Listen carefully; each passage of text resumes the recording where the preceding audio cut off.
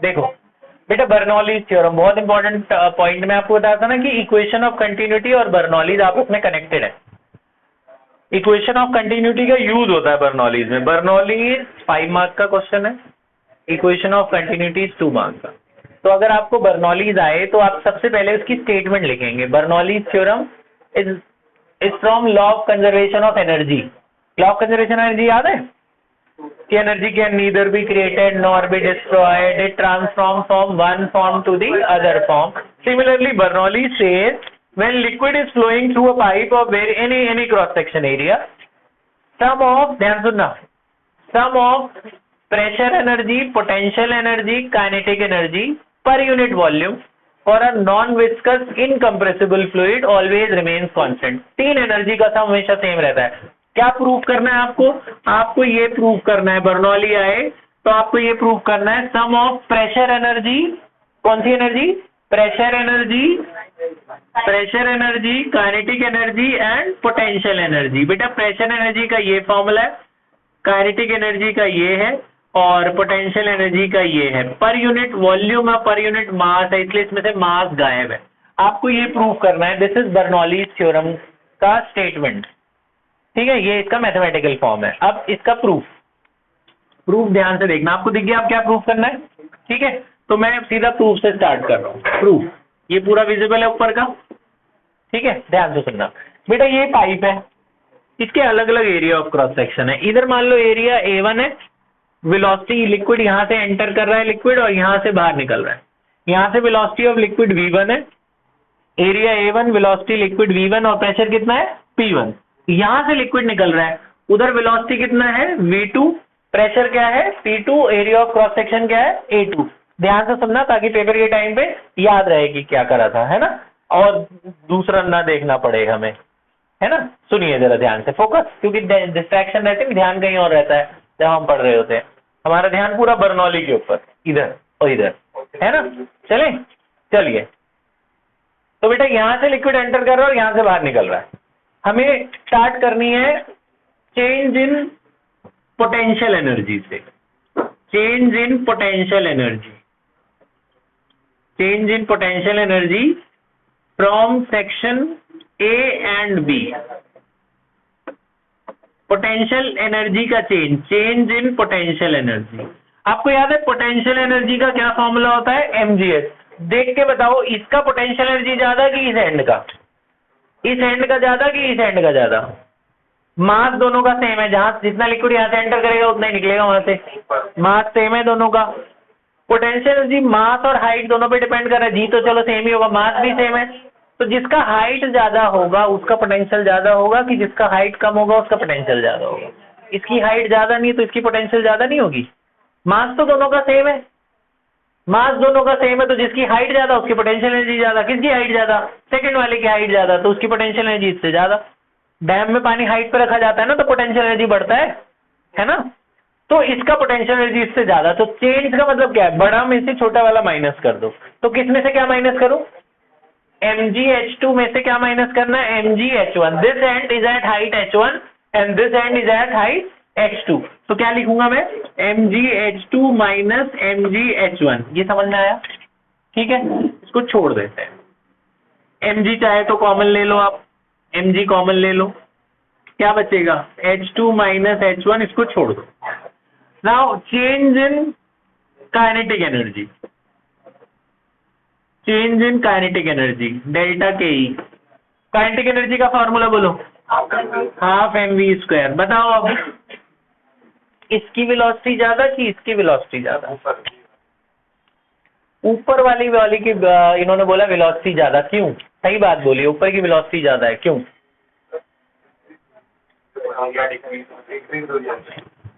देखो जी, एक सवाल, पाइप से पानी डाला है कभी पौधों में?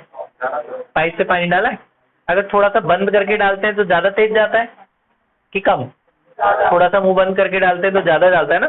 तो जब आप पहले पूरी पाइप इस्तेमाल कर रहे थे, पानी निकल रहा था, सारे एरिया से निकल रहा था। जब आपने थोड़ा सा मुंह बंद कर दिया, अब वही पाइप पानी इतने एरिया से निकल रहा है, एरिया कम हो गया। जब एरिया कम हो गया तो तेज से नहीं निकलेगा, है ना। तो एरिया इसका कम है ना इससे, तो एरिया जब कम होगा तो स्पीड से निकलेगा पानी, तो इसलिए इसकी वेलोसिटी इससे ज्यादा, क्योंकि वहां पे एरिया छोटा है तो वेलोसिटी ज्यादा होगी। ये बात समझ में आई? तो चेंज इन काइनेटिक एनर्जी में भी बड़ी कौन सी होगी? ये वाली। तो हाफ एम, बोलो half m v two square minus half m v one square. Half m common ले लो तो क्या बचा? V two, half m common, क्या बचा? V two square minus v one square. This is the second equation, इसको छोड़ देते हैं। क्या तक बात समझ में आई? अब एक कंसेप्ट आता है प्रेशर एनर्जी, ये आपके लिए नया है। प्रेशर एनर्जी में आपको इसमें डिराइव करके दिखाना पड़ेगा एग्जाम में। What is pressure energy? Pressure energy is the energy produced by applying pressure on the liquid. जब तक इस पे प्रेशर नहीं दोगे तब तक ऊपर नहीं चढ़ेगा ना पानी। नीचे से पानी मोटर प्रेशर देता है तभी तो ऊपर टंकी तक चढ़ता है ना पानी। तो मोटर प्रेशर देता है तभी वो पानी ऊपर चढ़ता है। बात समझे? तो प्रेशर एनर्जी निकलेगा कैसे? ध्यान सुनना। Pressure energy is the work done by applying pressure. ठीक है, तो वर्क डन कैसे निकलता है बेटा? वर्क डन क्या होता है? Force into distance. आपको पता है प्रेशर का क्या फॉर्मूला होता है? Force upon area. तो फोर्स कितना हुआ? प्रेशर इनटू एरिया, है ना? तो प्रेशर एनर्जी पर सेकंड निकालना है बच्चे। पर सेकंड मतलब टाइम से डिवाइड भी करना है। फोर्स को मैं ये लिख सकता हूँ, फोर्स को क्या लिख सकता हूँ? Pressure into area. Distance upon time क्या होता है? वेलोसिटी। तो this PAV is the formula of pressure energy. इसे ही प्रेशर एनर्जी कहते हैं। तो प्रेशर एनर्जी का क्या फॉर्मूला हुआ? Pressure into area into velocity. Pressure into area into velocity is called pressure energy. अब आप सोच समझ के बताना इसका प्रेशर एनर्जी ज्यादा होगा कि इसका प्रेशर एनर्जी ज्यादा होगा? इधर वाले का प्रेशर एनर्जी ज्यादा कि इधर वाले का प्रेशर एनर्जी ज्यादा? किसका ज्यादा होगा? ए का कि बी का? ए का। क्यों? नीचे से प्रेशर ज्यादा होगा तभी तो पानी ऊपर चढ़ेगा, वरना अगर ऊपर का ज्यादा होगा तो नीचे नहीं गिर जाएगा। नीचे का प्रेशर ज्यादा होगा, ऊपर जाते जाते प्रेशर कम नहीं हो जाता? ऊपर वाले घरों में पानी कम आता है प्रेशर से, नीचे ज्यादा आता है ना? तो अब हम निकालेंगे चेंज इन प्रेशर एनर्जी।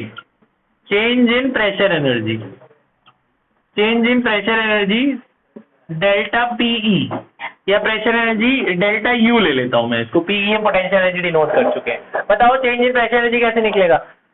बड़े वाले में से छोटा वाला माइनस करेंगे, यानी P1 A1 V1।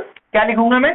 P1 A1 V1 minus P2 A2 V2, क्योंकि मैंने एरिया को स्मॉल a से डिनोट किया था ना इसके। तो P1 A1 V1 minus P2 A2 V2। आपको याद है फ्रॉम इक्वेशन ऑफ कंटिन्यूटी, अभी हमने इक्वेशन ऑफ कंटिन्यूटी पढ़ा था ना? आपको याद है A1 V1 किसके बराबर था? A1 V1 A2 V2। आपको याद होगा मैंने लिखा था मास अपॉन रो के। A1 V1 A2 V2 किसके बराबर था? मास अपॉन रो के। तो इसमें ये जो डेल्टा U है, इसमें P1 को P1 रहने देता हूं मैं। A1 V1 को हटाकर क्या लिख सकता हूं मैं? M बाई रो। और A2 V2 को भी हटाकर क्या लिख सकते हैं? M बाई रो। ये बात समझ में आई? क्योंकि A1 V1 A2 V2 दोनों किसके बराबर है? M बाई रो। तो इसको हटा के मैंने M बाई रो लिख दिया, इसको हटा के M बाई रो लिख दिया। M बाई रो कॉमन ले लो, क्या बचेगा?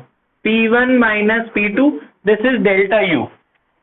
ठीक है, अब हम सिर्फ 3 स्टेप और दूर है, टोटल 3 स्टेप और आखिरी के। अब लगाएंगे according to law of conservation of energy. According to law of conservation of energy. Law of conservation of energy याद है? वही energy can neither be created not destroyed. अब आप बताओ 3 एनर्जी ली मैंने, पोटेंशियल ली, काइनेटिक ली, प्रेशर ली। पहले कौन सी आई होगी?